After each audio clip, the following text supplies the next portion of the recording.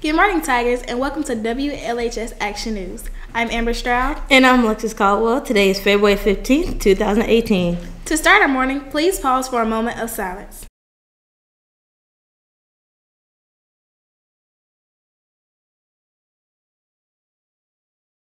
Now let's stand for our Pledge of Allegiance. Attention, salute, pledge. I pledge allegiance to the flag of the United States of America and to the republic for which it stands, one nation, under God, indivisible, with liberty and justice for all. And now for our morning announcements. Today at 3 o'clock will be Cheer Tryout Clinic. Tomorrow there will be no school for students because teachers are having a professional development day. Starting tomorrow at 9 will be the junior varsity and varsity cheerleading trials. There will be no school on Monday due to President's Day holiday.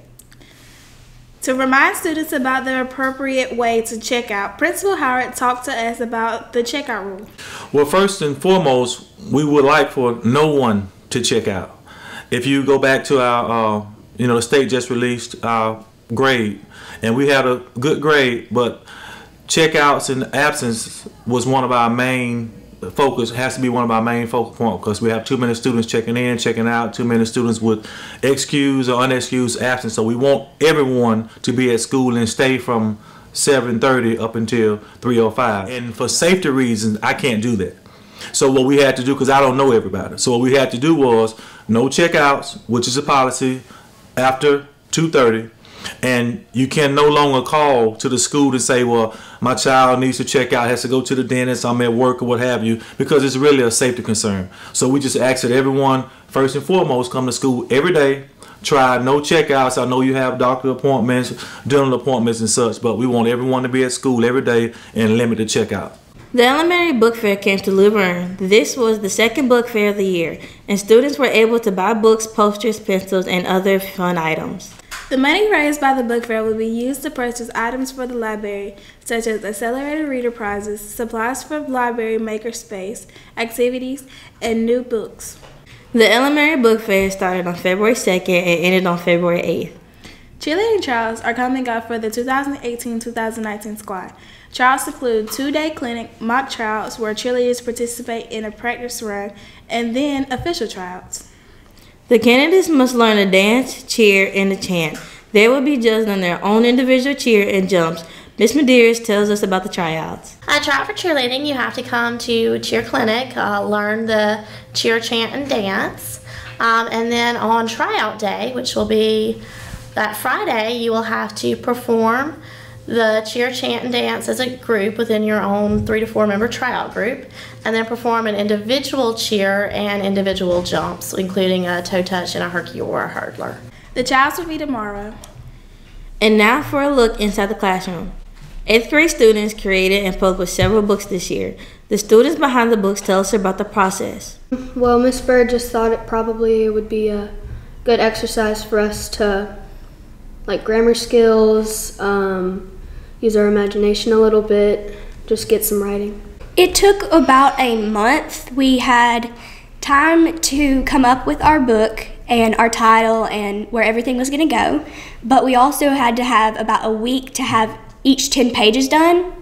So we had to have our everything printed or written out on our actual paper that we were going to send to our producers or our the people that were going to publish our book. For the process of making the book, we had different contributors. We had authors, illustrators, editors, and a timekeeper as well as a producer. The producer would basically just help us with everything, make sure we all had the supplies we needed, made sure we were doing everything right. I was author, but I also helped around, I also helped with illustration and keeping everything organized if somebody was absent. I kept everybody on task because I was a producer, so I had to help out everyone. I was the main author. I was a producer, and I helped with the creation of the book. I also helped with like putting periods where they're supposed to be at, and like capitalizing letters. Students celebrated the 100th day of school by dressing up as 100-year-old men and women.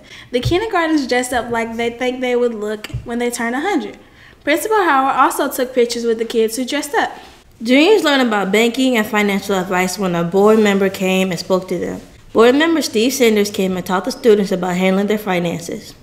He taught them how to correctly write a check and also how to balance their checking account. The hands-on experience was during Coach Evans' business class. This month's SALT meeting was focused on making goals and how to achieve them. Rain Duhart gives us a look. A new program in Crenshaw County Schools is SALT. SALT stands for Student Advisory Life Teams, and I got to sit down with Mr. Howard, a SALT advisor, and talk about this month's topic, goals. You can set goals as many as you need to, but you also need to be aware that you may or may not reach that goal, and you need to have a backup plan. That's why you set more than one goal. That's why I was so happy to see that the SALT lesson was about setting goals. You'll be surprised that we have seniors who haven't even applied to college, and they just need more help in that area. Mr. Howard explains his process of becoming a principal. Again, I think my process was a little different. My process kind of played out on its own. Because, like I said, I'm sitting before you today. I never thought I would be a principal. I never wanted to be in education at all. I didn't even like just working with children. Now I can't see myself doing anything other than working with children. My goal was to basically graduate high school and just find a job. And I did that, and I did that for about 4 years, so I didn't go straight to college. I tried the military, but because of my hearing, I couldn't pass the test. So I just walked onto a college campus, dropping off my friend, and talked to a gentleman by the name of Mason Bonner, and he told me that they needed men in education. I made that my goal that day, and here I am. Howard tells us how far he has gotten and where he plans to go in his career. I pretty much reached a lot of my goals. I wanted to be a teacher, so I became a teacher. Wanted to be an assistant principal, I became assistant principal. My goal was to become a principal. Now I'm a principal. My next goal is to become superintendent somewhere at some point, and my goal after that will be CEO of an educational company that I don't want it to cat out the bag, but I have started trying to finish that up. So Educare USA is my next goal, and that's a company that's designed to send students like yourself to college with no student loan debt. So that's what I'm working on right now. That's a goal of mine. Rain Duhart, WLHS Action News. Hustle students recently had a chance to job shadow at several locations. 78 students had the opportunity to learn about health occupations by spending a day at various job sites. Half of the students went to local locations while the other half went out of town, to places like Baptist South in Montgomery, where they observed the NICU. Ms. Becky Cornelius tells us about it. Well, we basically like the students to job shadow to be able to spend more time in the field that they may have an interest in. It's easy for them to think they want to be a certain career, an athletic trainer or an x-ray tech or a nurse, but until you really spend time on the job with those workers, you don't really know. And sometimes they're actually even introduced to a new career while they're there. Allison Bride and Shantina Whittle talk about their experiences while job shadowing. It was very interesting. There were a lot of things. There was chemistry and hematology with urinalysis, and it was pretty cool. I had a wonderful experience. When we first got to Baptist, they threw us in. We did some of the jobs that they did. It really highlighted the environment of the hospital setting and the medical field that most of us are going to be going into. So it was a wonderful experience to experience different careers and experience just the environment of the medical field. And now we'll head over to sports to see what's happening with our Tiger Athletics. Thanks, Amber.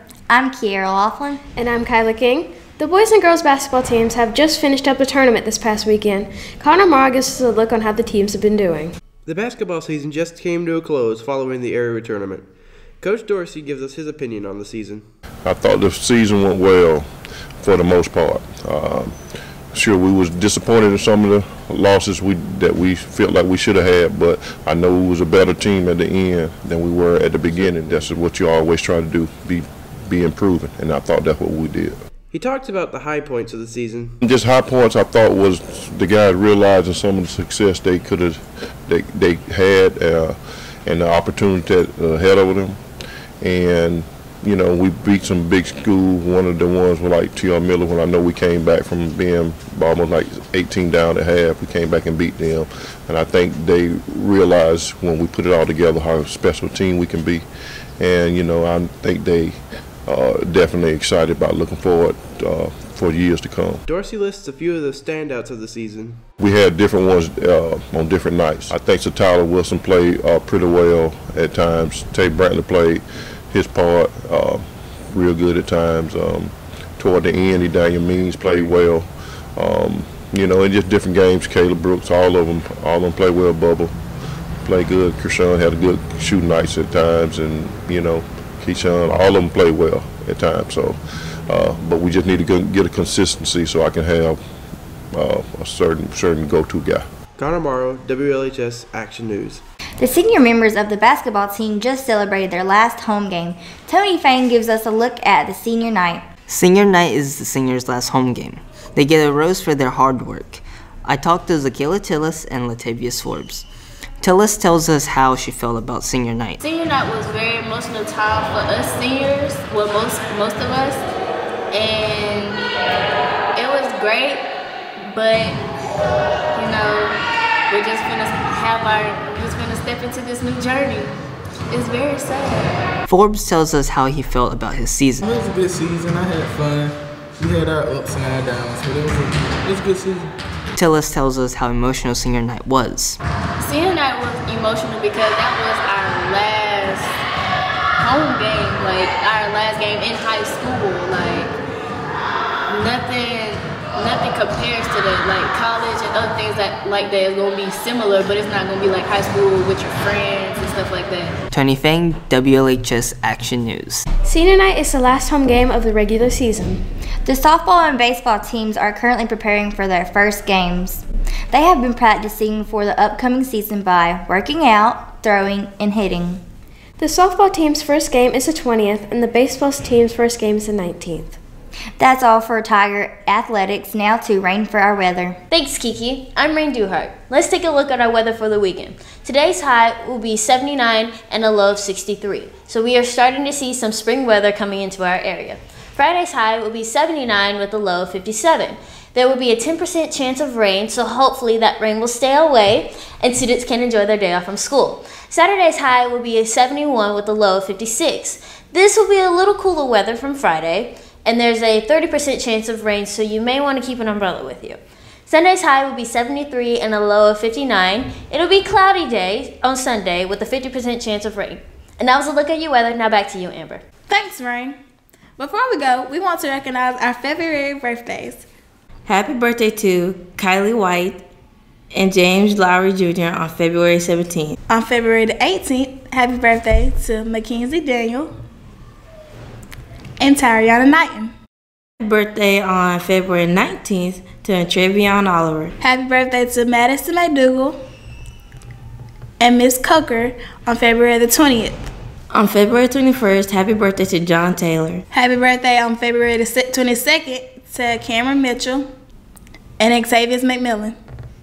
Happy birthday to Imaya Shateen on February 23rd. On February the 24th, happy birthday to James Abrams.